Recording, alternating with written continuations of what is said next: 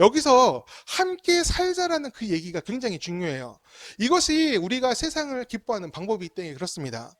우리는 하나님의 사람으로서 세상과 함께하는 방법을 선택할 수가 있어요. 그냥 선택하는 것이 아니죠. 마땅히 옳은 방법을 택해야 돼요. 마땅히 이루어야 되는 선을 찾아야 됩니다. 하나님이 택하신 방법이 또 우리가 택하는 그 방법이 돼야 돼요. 그냥 뭐 배려하는 마음 아니요. 하나님이 그러셨으므로 내가 오늘 그 선택을 합니다. 악한 선택이 아니라 선한 선택을 할 수 있어야 돼요. 오늘 우리에게 주시는 주의 말씀은 창세기 1장 31절의 말씀입니다.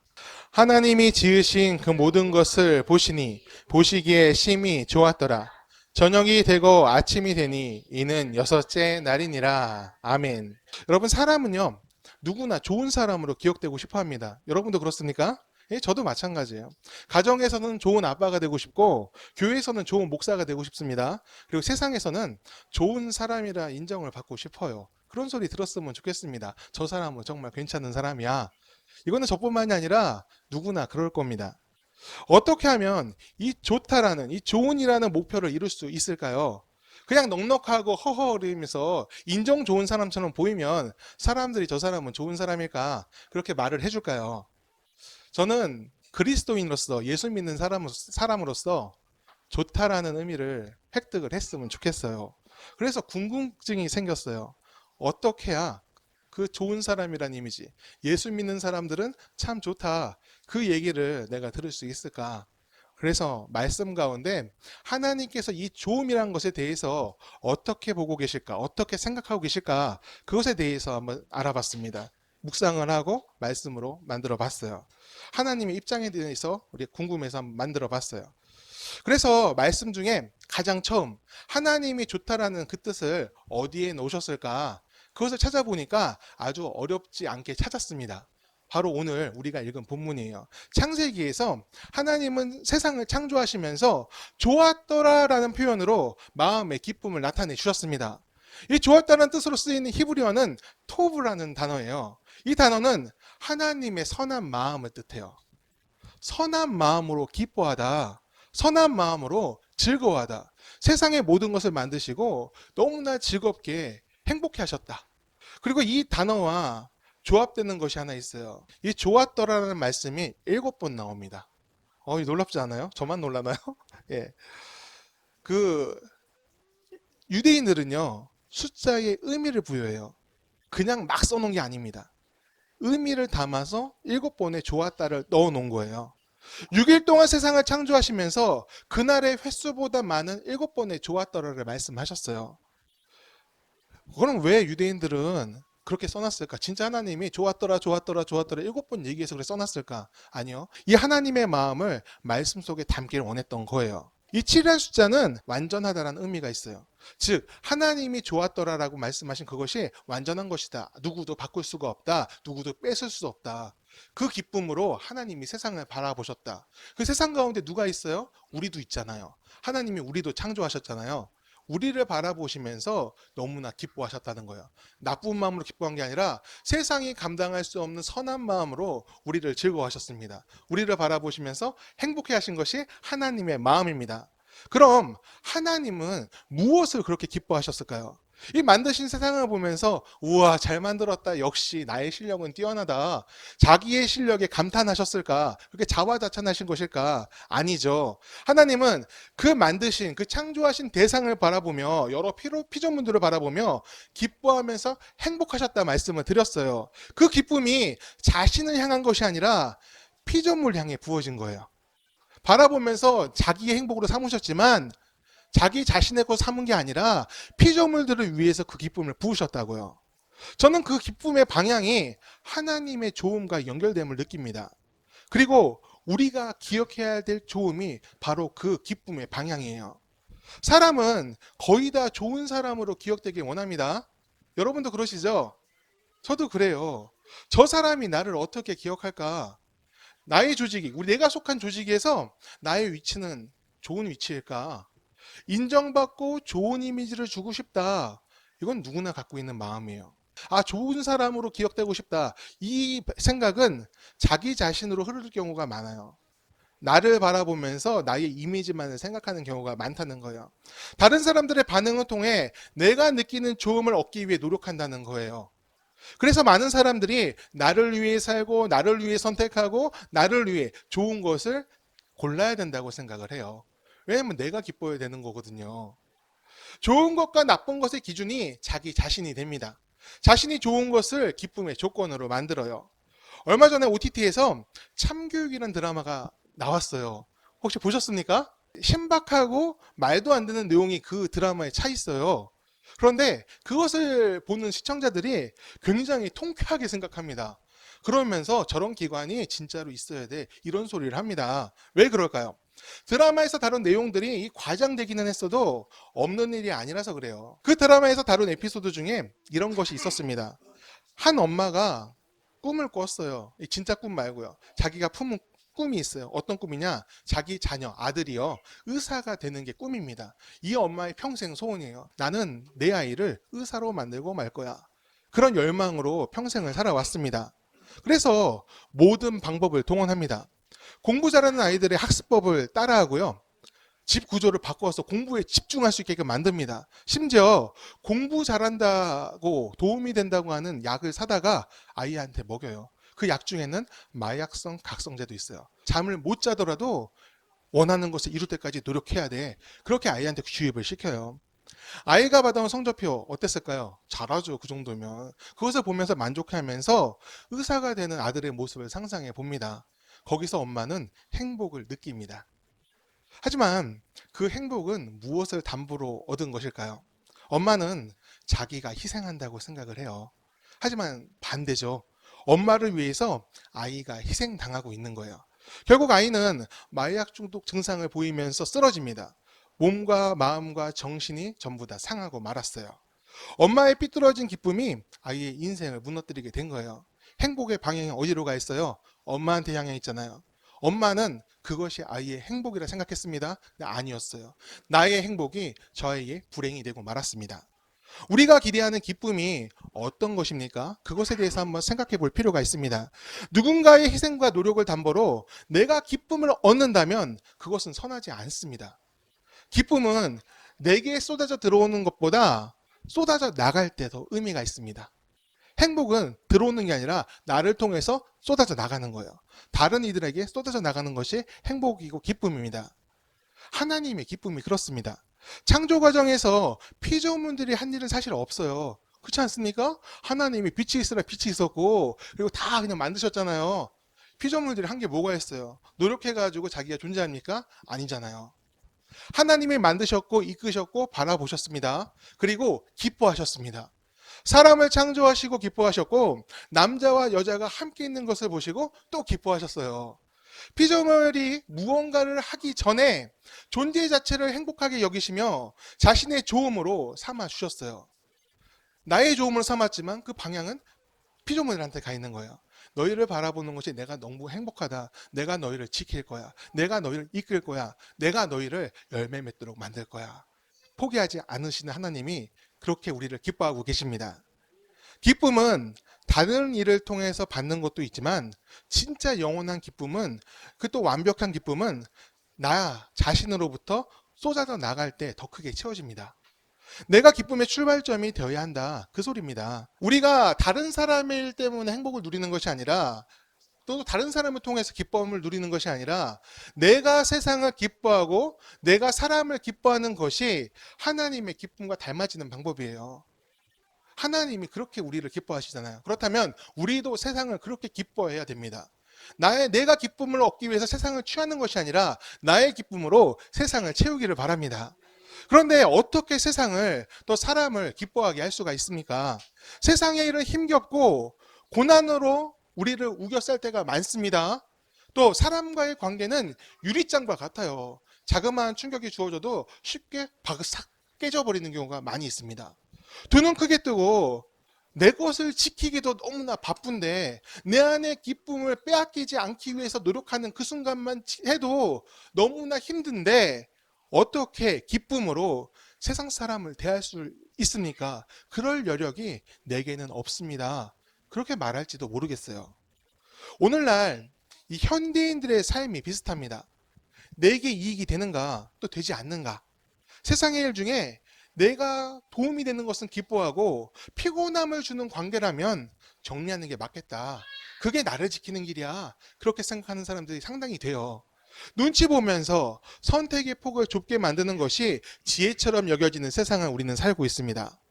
모두 잘 살고 싶어서 삶의 지혜를 짜낸다고 그렇게 생각하는 것일 텐데, 그렇다면 잘 살아야죠. 그 노력만큼 그럼 잘 살고 있습니까? 묻고 싶어요. 세상과 더 단절되고 고립감에 시달리는 사람이 많습니다. 오죽하면 우울증은 영혼의 감기라는 말이 생겼으니까 그게 고치기 쉽다는 말이 아니죠. 누구나 흔히 건들 수 있다. 그만큼 세상에서의 사람들의 삶이 무너져 있다는 뜻입니다. 상담형 AI를 대한 기사를 본 적이 있어요. 여러분 본 적 있습니까? 저는 저희 집은 AI를 안 써요. 안 써가지고 잘 모르는데 이제 기사를 본 적이 있어요. 근데 거기서 보면은 상담형 AI의 좋은 점과 나쁜 점에 대해 거론을 했어요. 근데 뭐가 좋나요? AI를 상담하고 하면 비용이 들지 않아요. 이거 괜찮은 것 같아. 그리고 얘는 무조건 내 편이야. 내가 원하는 답을 줍니다. 그리고 듣고 싶은 말을 해줘요. 또 시간적인 측면에서 굉장히 유리합니다. 내가 병원 가지 않아도 되니까. 돈도 아끼고 시간도 아끼고 또 나의 마음이 위로가 되는 말을 따뜻하게 해주니까 이거 굉장히 괜찮은 것 같아요. 그런데 이게 좀 들여다보면 문제점이 하나 있어요. 뭐냐면 왜 상담형 AI를 만나는가 그겁니다.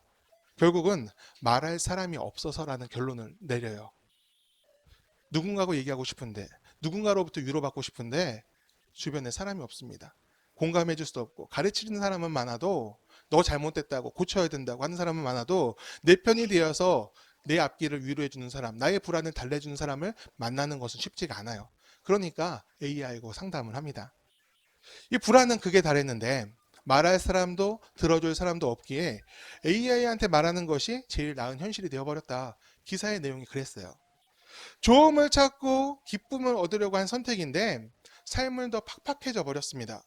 기쁨이라는 단어와 멀어져 버렸어요. 오늘날은 선택과 배제를 성공의 기준으로 삼는 세상입니다. 결코 그 가운데서 아름다운 열매란 건 없어요. 유리한 열매, 많은 열매는 있을지라도 기쁨의 열매를 맺는 것은 어렵습니다. 과정이 틀렸기 때문에 그런 것이죠. 우리는 하나님의 사람으로서 하나님의 방법으로 좋음을 찾아가야 됩니다. 하나님의 좋음은 화목에서 시작이 돼요.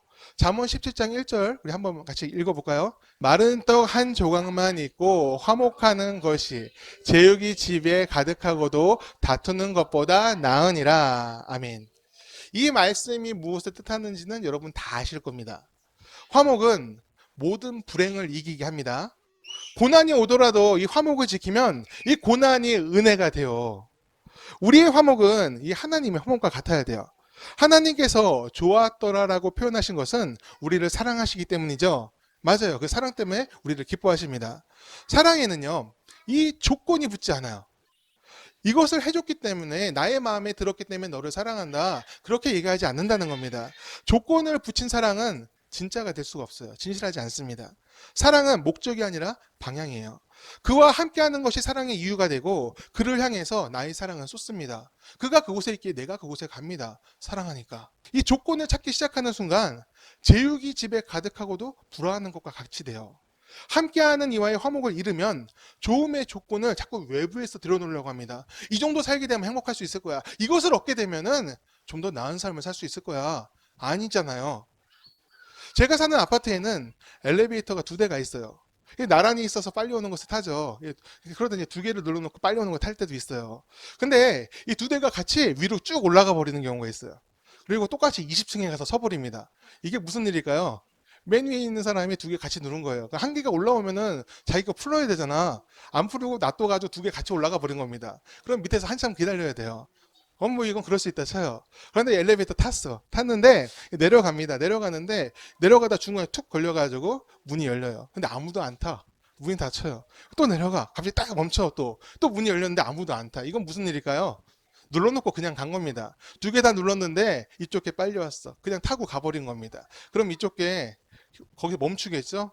빈 엘리베이터 되는 거예요. 그런 일 한 2-3번 당하면 열받습니다. 어느 날 아들이 저한테 이래요. 아빠, 우리도 그냥 눌러놓고 가면 안 돼요? 이러는 거예요. 이게 약이 오른 거예요. 약이 올라가지고 똑같이 갚아주고 싶은 실미가 애나 어른이나 똑같이 있는 겁니다. 그래도 이제 제가 목사잖아요. 어제 거기서 그래 보복하자 이럴 수 없잖아요. 그래서 제가 이렇게 얘기했어요. 다른 사람한테 폐를 끼치면 안 돼. 이렇게 얘기를 했습니다. 이 상식적인 이야기를 해준 것이죠. 여러분 왜 그렇게 얘기를 해야 됩니까? 뭐 상식이니까? 뭐 다른 사람 같이 살아야 되니까? 맞아요. 그렇긴 한데 그게 최소한의 화목을 지키는 노력이라고 저는 생각을 합니다. 다른 사람을 어렵게 하지 말자. 이건 다른 사람의 일에 상관하기 싫다는 배제가 아니라 함께 살기 위해서 최소한의 배려를 하자는 뜻이에요. 여기서 함께 살자라는 그 얘기가 굉장히 중요해요. 이것이 우리가 세상을 기뻐하는 방법이 있다니 그렇습니다. 우리는 하나님의 사람으로서 세상과 함께하는 방법을 선택할 수가 있어요. 그냥 선택하는 것이 아니죠. 마땅히 옳은 방법을 택해야 돼요. 마땅히 이뤄야 되는 선을 찾아야 됩니다. 하나님이 택하신 방법이 또 우리가 택하는 그 방법이 돼야 돼요. 그냥 뭐 배려하는 마음 아니요. 하나님이 그러셨으므로 내가 오늘 그 선택을 합니다. 악한 선택이 아니라 선한 선택을 할 수 있어야 돼요. 오늘날 세상에는 여러 가지 분쟁거리가 많죠. 교회도 요즘은 그 분쟁에 많이 참여를 하고 있는 것 같아요. 목소리를 많이 내는 것이죠. 거리의 시위를 봐도 이 교회 분들이 많이 가십니다. 저는 이것을 나쁘게 보지 않습니다. 할 말은 하고 틀린 것은 틀렸다 말을 해야죠. 좀 더 좋은 것을 추구하는 노력으로 이제 그 의사 표현의 방법으로 여기고 있어요. 하지만요, 어떤 모습으로 하느냐, 그거 굉장히 중요합니다. 2018년에 한 집회에 제가 참여를 한 적이 있어요. 사회적으로 이슈가 되던 사안이었는데 공청회를 한대요. 사람들 모아가지고 시민들이 어떻게 생각하고 있나 그걸 들어본다고 공청회를 열었습니다. 제가 섬기던 교회에서도 이 수십 명이 같이 가가지고 그 공청회에 참여를 하려고 했어요. 근데 그 공청회의 목적이 왜 참여하는 목적이 뭐였냐? 그 공청회에 참여하는 것이 목적이 아니라 공청회를 무산시키는 게 목적이었어요. 8년이 지난 지금 제가 기억하는 건 내용보다도 그때의 분위기가 굉장히 험악했다는 겁니다. 다수의 힘으로 소수를 찍어 누르고 욕설이 섞인 찢어지는 고성이 난무를 했습니다. 결국 시민들의 의견을 듣는 공청회는 이루어지지 않았습니다. 취소됐어요. 이런 분위기에서 공청회 못합니다. 여러분 조용해 주세요. 아무도 조용히 않았습니다. 욕설하고 그리고 소리 지르고 그리고 뭐 집어던지듯이 막 위협하고 막 그랬습니다. 공청회가 무산되니까 이 시위에 참여한 교인들은 승리한 것처럼 굉장히 기뻐했습니다. 여기서 제가 어떤 경험을 얻었을까요? 요즘도 교회가 참여하는 시위들이 참 많아요. 정치적인 사안에 편을 나눠 싸우기도 하죠.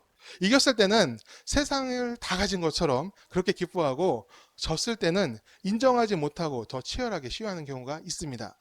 그러는 동안 세상은요, 교회로부터 더 멀어졌고요. 교회는 세상으로부터 고립되었습니다. 교회는 어느 이익단체처럼 여기는 사람들이 지금 굉장히 많이 있어요. 전도 너무나 어렵습니다. 사람들이 의도를 갖고 교회를 보기 시작했어요. 왜 이런 일이 생겼을까요? 슬퍼하지 못했기 때문입니다. 기독교인이 세상을 향해 시위하고 항의해야 한다면 그것은 슬픔으로 행동하는 것이 돼야 돼요. 그것이 하나님의 마음입니다. 그리고 그것이 하나님의 방법이에요. 타락한 세상을 향해 하나님은 진노하셨습니다. 근데 진노하면 뭐가 와야 돼요? 심판이 와야 되잖아요. 징계가 떨어져야 되잖아요. 그런데 예수 그리스도를 보내셨어요. 세상에 악으로 가득 차서 더 이상 소망이 전혀 없어졌는데 그 순간에 예수님이 왔다고요. 심판을 예언하시고 구원을 베푸셨습니다. 이러한 모순이 생긴 것은 하나님이 타락한 세상을 슬퍼하셨기 때문이에요. 거룩한 진노요? 거기엔 눈물이 있습니다. 버릴 수 없는 사랑이 있습니다. 슬퍼하셨기 때문에 품으셨고 함께 사는 것을 포기하지 않는 이유가 되었어요. 타락한 세상이지만 여전히 하나님은 세상을 기뻐하고 계십니다. 우리의 모습이 좋아서 기뻐하는 게 아니에요. 내가 너희를 사랑함으로 내가 너희를 기뻐하노라. 너희가 타락하였으나 너희가 나를 떠났으나 내가 그럼에도 너희를 기뻐하노라. 하나님의 기쁨이 거기에 있습니다. 우리를 구원하신 이유가 돼요. 즉 하나님의 기쁨은 조건을 넘은 사랑입니다. 우리가 세상을 향해서 또 사람을 향해서 품어야 하는 좋아함도 하나님의 그 사랑과 닮아야 됩니다. 그래야 우리가 그리스도인이 되는 거예요. 우리의 사랑은요, 세상으로부터 얻는 것이 아닙니다. 세상이 우리에게 잘해줬기 때문에 우리도 세상을 잘해준다, 그런 것이 아니라는 겁니다. 태초에 부어진 하나님의 그 좋아하심, 좋았더라 말씀하신 그 마음, 오늘도 그것이 우리에게 있어야 됩니다. 우리와 함께 하시는 그 하나님의 사랑, 그것이 우리가 세상을 좋아하는 이유이고 원천이 되어야 됩니다. 마르지 않는 기쁨을 여러분 얻기를 원하십니까? 그렇다면 하나님의 기쁨을 품기를 바랍니다. 세상이 나를 좋아한다, 그것에 기뻐하는 것이 아니라, 사람들이 또 나를 좋아하는 것에 행복을 누리는 것이 아니라, 내가 세상을 기뻐하고 사람들을 좋아하는 마음을 먼저 품을 수 있기를 바라요. 하나님이 먼저 우리를 품으신 것처럼 우리도 세상과 사람을 먼저 품을 수 있기를 간절히 축원합니다. 우리 요한복음 16장 33절 말씀 우리 같이 읽겠습니다. 이것이 너희에게 이르는 것은 너희로 내 안에 평안을 누리게 함이라. 세상에서는 너희가 환난을 당하나 담대하라, 내가 세상을 이겨노라. 아멘. 예수님께서 세상을 이기셨습니다. 그러므로 그 안에 있는 우리도요, 세상을 이길 수 있습니다. 다만 우리의 승리는 하나님의 방법으로 해야 돼요. 예수님께서 이루신 승리를 우리가 이뤄야 됩니다. 주님의 방법은 폭력적인 쟁투가 아닙니다. 목소리 큰 놈이 이기는 것도 아닙니다. 사람을 뭉개고 올라서는 것은 더더욱 아닙니다. 모두가 함께 사는 것을 기뻐하는 것이 중요합니다. 죽이기 위해서가 아니라 살리기 위해서, 느리더라도 모두 함께 갈 수 있는 방법을 좋음의 이유로 삼을 수 있기를 바랍니다. 이제 찬양과 같이 기도했으면 좋겠는데요, 하나님의 화목을 이루는 우리가 되길 바랍니다. 여러분, 이 화목을 이룬다는 거 지금도 아멘 하시고 저도 그렇게 원한다고 얘기했지만 사실 그렇게 쉽지가 않아요. 하나님과 우리의 화목이요, 우리는 그 믿음으로 이룬다고 얘기를 해요. 사랑을 우리가 인정하고 우리가 주님을 사랑하면 하나님과 화목하게 된다고 얘기합니다. 그런데 그 화목이 진짜 이루어졌는지 안 이루어졌는지 어떻게 알 수가 있습니까? 교회에서의 모습만으로는 우리가 받은 화목을 증명할 수가 없어요. 우리가 세상 사람들 가운데, 예수를 모르는 사람들 가운데 어떤 모습으로 살고 있는가, 그게 사실 더 중요해요. 그게 우리가 하나님과 화목을 이룬 것을 증명하는 방법입니다. 주께서 우리를 사랑하셨으므로 우리를 품으셨고 우리에게 또 말씀하셨죠. 나를 따라오너라. 그냥 따라오는 게 아니죠. 나의 십자가를 지고 나를 따를 것이라. 그 십자가가 우리에게 있습니다. 화목의 십자가예요. 그 십자가를 세상 가운데 지고 가기를 바랍니다. 하나님 나라는 거듭난 사람들이 갑니다. 이 거듭난다는 것은 삶이 바뀐다는 거예요. 우리의 그릇 안에 있던 악한 것을 버리고 하나님의 뜻으로 채워주시기 바랍니다. 하나님의 뜻으로 채워지는 것은 우리의 것을 내려놓을 때 채워져요. 나의 아집과 나의 안 좋은 성품들, 그것을 주님 앞에 내려놓고 주여 나를 쳐서 주께 복종시키겠습니다. 내가 약함을 고백하오니 주여 주의 은혜로 나를 이끌어 주옵소서. 미움과 다툼, 시기, 질투에 휘둘리는 것이 아니라 하나님의 선함이 우리 안에 채워지길 바랍니다. 이 마음으로 우리가 기도할 수 있길 바라요. 이 하나님의 선함, 이것은 좋아함입니다. 주님께서 우리를 좋아하고 계세요. 내가 잘생겼기 때문에, 내가 여러 가지 일을 했기 때문에 좋아하는 게 아니라 나를 바라보시고 행복을 느끼십니다. 존재 자체를 기뻐하십니다. 그 기쁨이 우리 삶에 나타나길 바랍니다. 주님이 세상을 기뻐하신 것처럼 우리도 세상을 기뻐하고 사람을 사랑하신 것처럼 사람을 사랑할 수 있기를 간절히 축원합니다.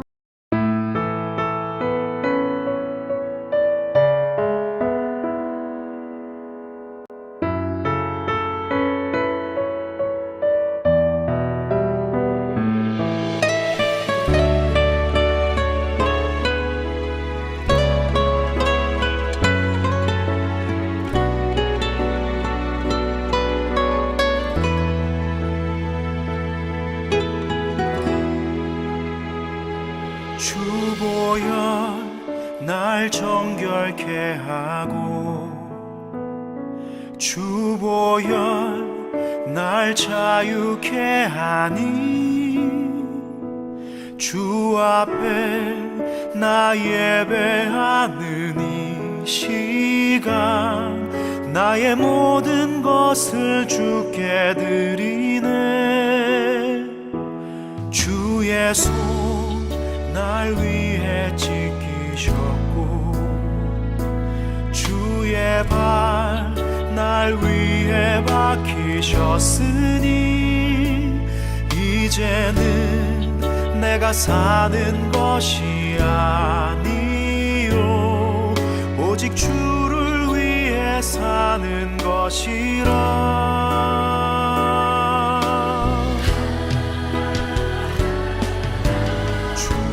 손에 나의 손을 보게도 또 주의 발에 나의 발을 보게요. 나 주와 함께 죽고 또 살리라 영원토록 주 위에 살리라 주의 손에 나의 손을 포개도 또 주의 발에 나의 발을 포개요 나 주와 함께 죽고 또 주와 함께 살리라 영원토록 주 위에 살리라 주 위에 살리라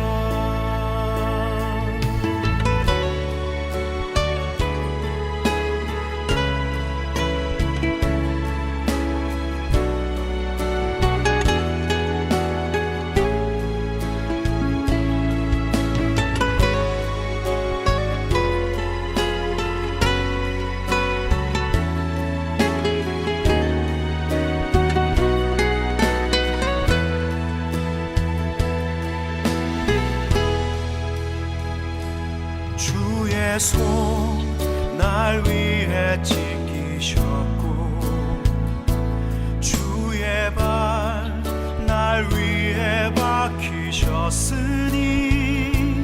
이제는 내가 사는 것이 아니요 오직 주를 위해 사는 것이라